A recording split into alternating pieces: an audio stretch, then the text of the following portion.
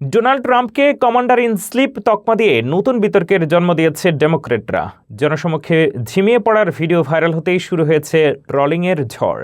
যদিও রিপাবলিকানরা বিষয়টিকে স্রেফ রাজনৈতিক অপপ্রচার বলে উড়িয়ে দিয়ে ট্রাম্পের কর্মস্পৃহার গুণগান গাইছেন। খোদ ট্রাম্পও পাল্টা রসিকতা করে এড়িয়ে গেছেন এই বিতর্ক।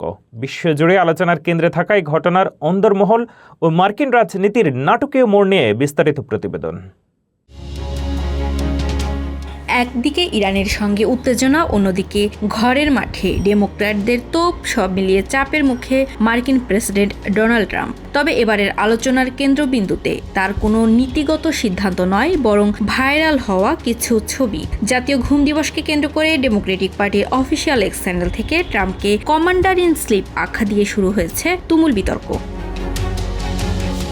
ভাইরাল হওয়া ছবিগুলোতে দেখা যায় ওভাল অফিসে ওষুধ প্রস্তুতকারী প্রতিষ্ঠানের প্রতিনিধিদের সঙ্গে বৈঠকের সময় চোখ বন্ধ করে আছেন ৭৯ বছর বয়সী ট্রাম্প। এই ভিডিও ও ছবিগুলো নিয়ে সামাজিক যোগাযোগ মাধ্যমে শুরু হয়েছে মিম ও কৌতুকের ঝড়। তবে এমন অভিযোগ মানতে নারাজ রিপাবলিকান শিবির।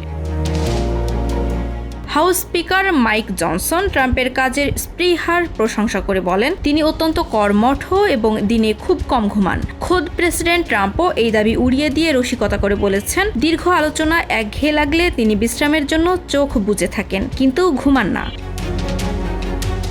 রাজনৈতিক বিশ্লেষকদের মতে, নির্বাচনী উত্তাপের এই সময়ে প্রতিপক্ষের শারীরিক সক্ষমতা বা কর্মশৈলী নিয়ে প্রশ্ন তোলা আধুনিক রাজনীতির এক নতুন রণকৌশল। প্রেসিডেন্টের এই ঘুম বিতর্ক এখন মার্কিন রাজনীতিতে নতুন আলোচনার জন্ম দিয়েছে।